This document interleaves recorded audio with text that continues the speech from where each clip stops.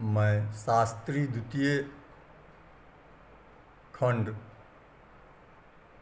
हिंदी अनिवार्य द्वितीय विषय में पथिक राम नरेश त्रिपाठी द्वारा रचित पाठ शुरू करने जा रहा हूँ।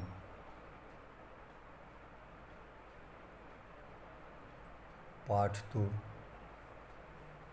पूरा समाप्त हो गया है, फिर भी अभी समय बाकी है, परीक्षा नज़दीक है, इसीलिए मैं पाठ को दोहरा रहा हूँ। सर्वप्रथम कवि खंड काव्य या महाकाव्य का रचना करते समय उसके मन में यही अभिलाषा रहता है कि हमारा काव्य निर्विघ्न, कोई बाधा न हो,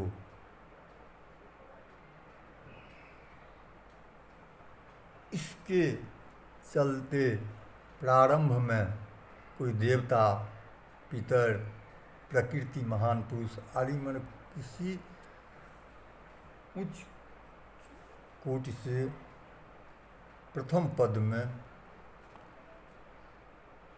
प्रथम अक्षर से शुरू करते हैं या प्रथम वाक्य से शुरू करते हैं। तो पथिक प्रथम पद जो है तो सूर्य, प्रातःकालीन सूर्य का स्मरण किया गया है। इसमें राग रथी, रविराग पति, रविराग विनोद बसेरा, प्रकृति विभव के सब विभवों से सुंदर सरस सवेरा। एक दिवस अति मुदित उदधि बीच विचुंबित तीरे, सुख की भांति मिला प्राची को आकर धीरे धीरे। यानी प्रस्तुत पंक्ति सूर्योदय काल का कथा आरंभ समुद्र तट की प्रातःकालीन प्राकृतिक शोभा का वर्णन है। दिव्य प्रभात और लालिमा रंजित पूर्व दिशा का मधुर मिलन, कथा के मधुर प्रसंग का, पथिक और उसकी वियोगिनी पत्नी का आकस्मिक मिलन तथा वार्तालाप दो बिछड़े हुए प्रेमियों के आनंदपूर्वक सुखद मिलन का सूचक है। इस पंक्ति में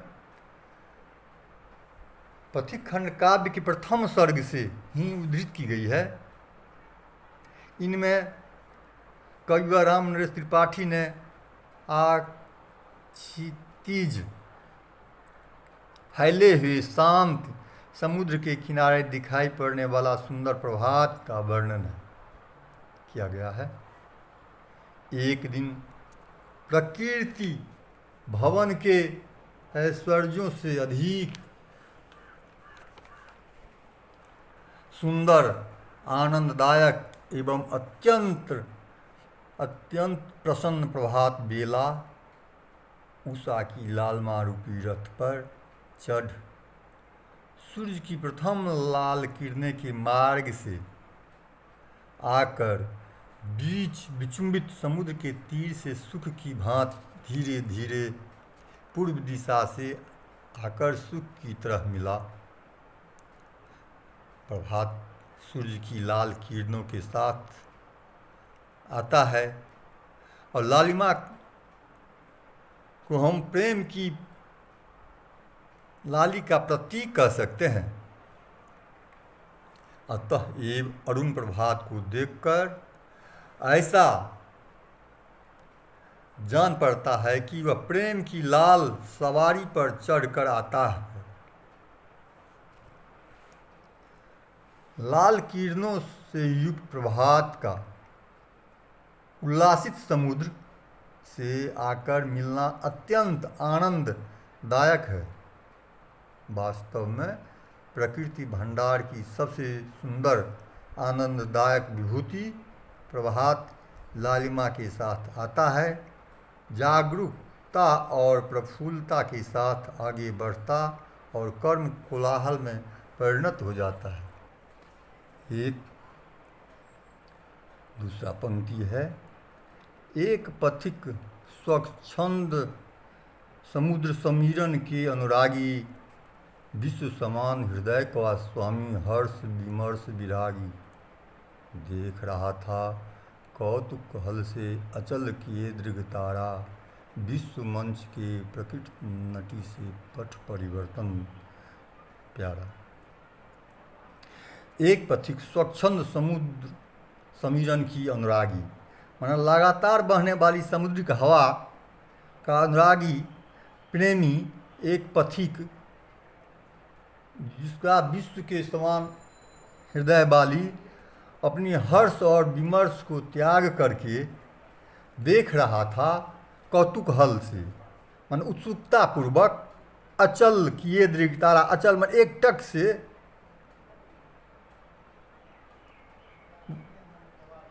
देख रहा था विश्व मंच पर, विश्व रूपी मंच पर प्रकृति रूपी नायिका के प्रत्येक क्षण नए नए रूपों में परिवर्तन होते जो है सो एक टक से देख रहा है।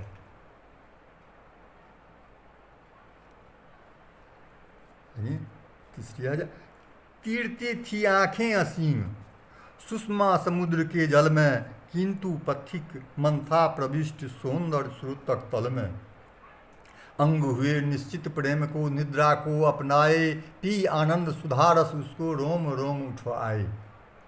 उसकी आंखें जो थी सो तीरती थी सुषमा परम शोभा जो है समुद्र के जल में नए नए रूपों में जो पट परिवर्तन होता था और एकटक होकर के देख रहा था, किंतु जो इस तरह से देख रहा था जो अंग हुए निश्चित प्रेम को निद्रा को अपनाए, इस तरह से एक टक होकर के देख रहा था मानो जो सो लग रहे थे जैसे नींद में सोया हुआ निद्रा को अपनाए हुए हैं।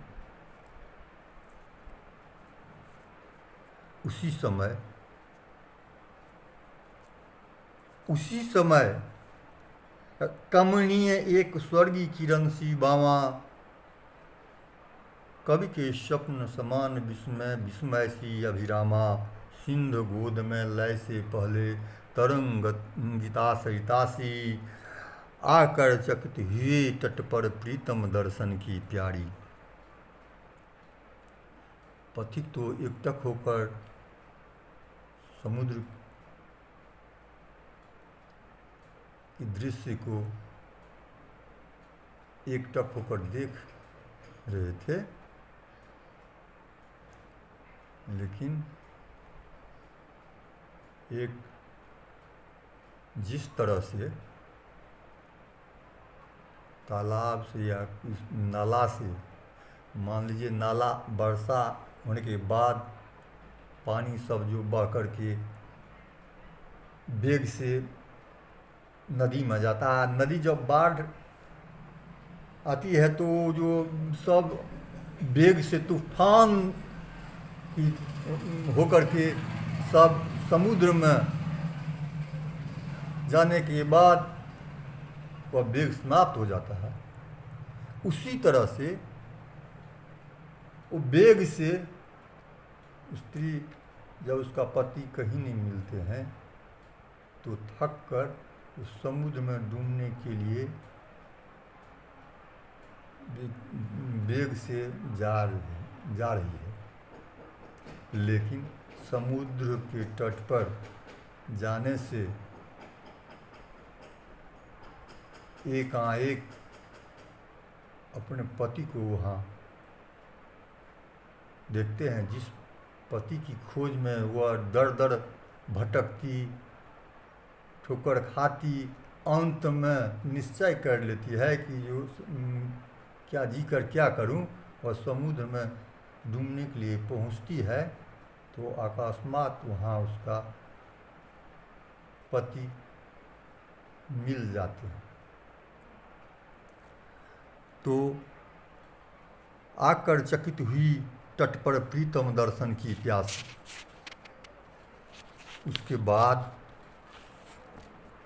जिस वेग से वो जाती है, वहाँ जाने के बाद वह शांत हो जाती है।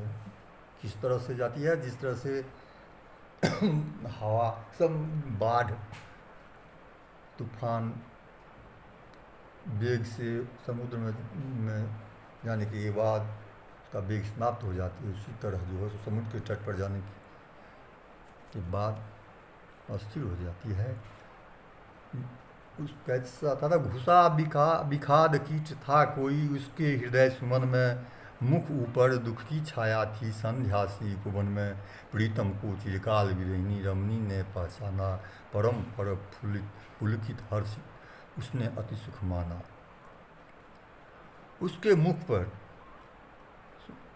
विखाद का कीट घुसा हुआ था, जैसे मुख ऊपर दुख की छाया थी। किस तरह से? जो संध्या सी कुवन में संध्या के समय फूल मुरझाए हुए रहते हैं, उसी तरह मुरझाई हुई थी।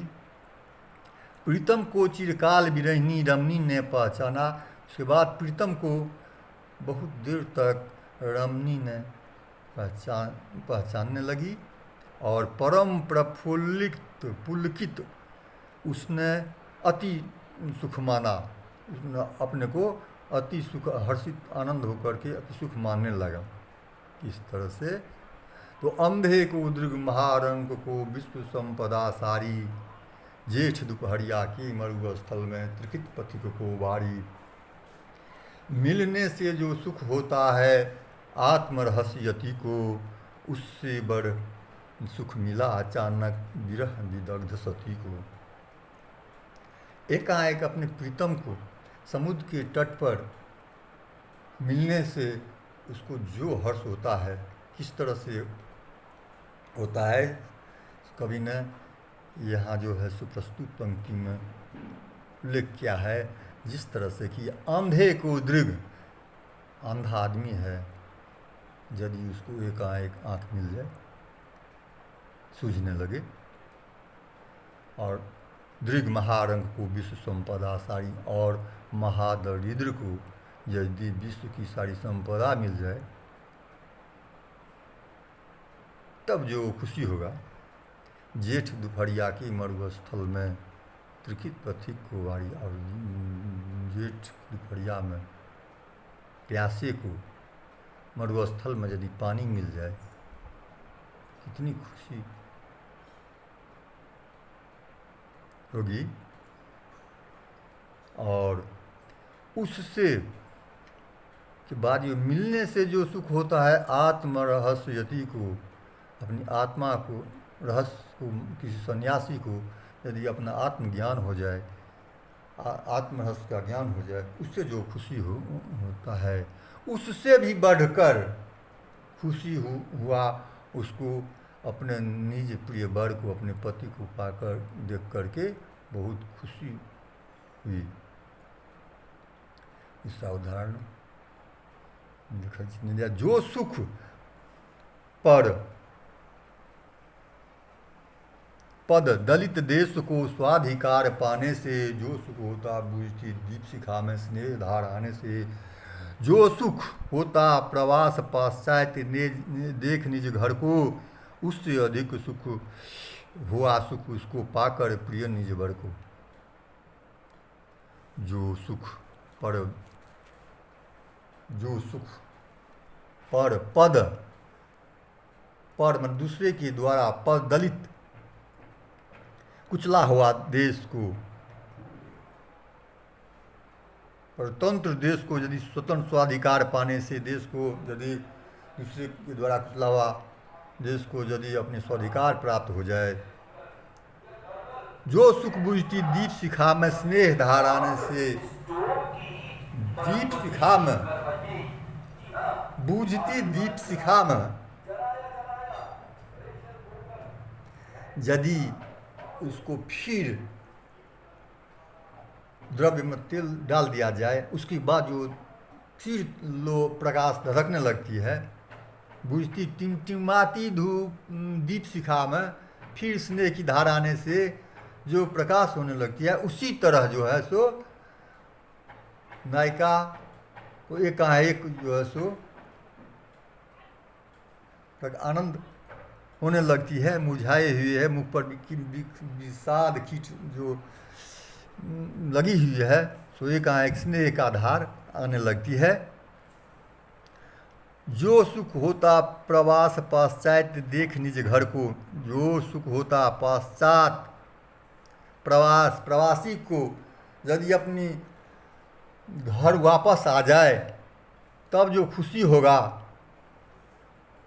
उसी से बढ़कर उससे भी अधिक हुआ सुख उसको अपने निज प्रिय अपने प्रीतम को पाकर के इन सबसे भी अधिक खुशी हुई। तब उसके बाद धन्यवाद देकर कौतुक प्रिय नट नागर ईश्वर को श्रद्धा भक्ति प्रेम प्रमोद से जोड़ी पानी पुष्कर को, प्रीतम को चरणों पर सिर रख पवित्र धूल लगा ली, फिर प्रिय को अनिमेख निरखने लगी विमुग्ध मराली।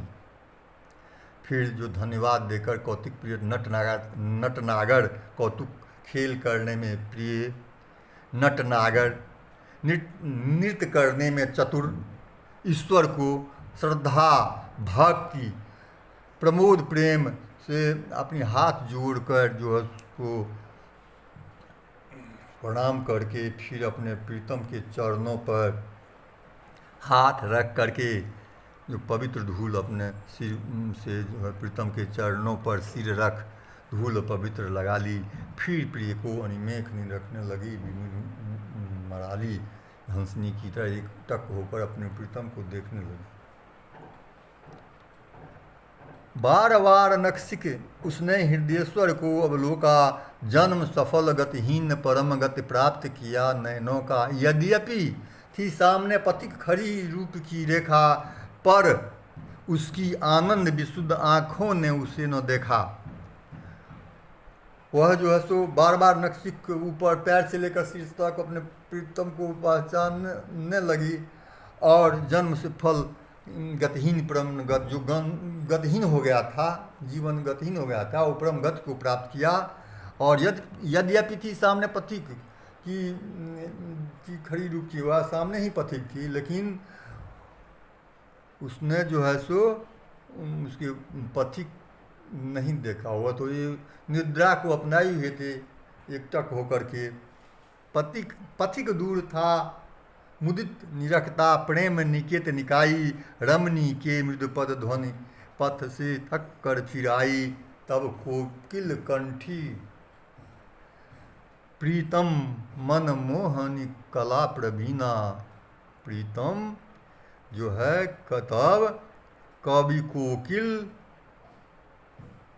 कंठी, कोकिल कंठ के समान, कोयल के समान कंठ, प्रीतम मनमोहन मन को मोहने में कला में प्रवीण, विरह गीत से जगाने लगी, बाजा मंजू स्वर बिना, तब जो है सो मधुर गीत गाकर उसको जगाने लगी। अब इसके बाद अगले दिन यहाँ से आगे से पाठ शुरू करेंगे। आज यहीं, धन्यवाद।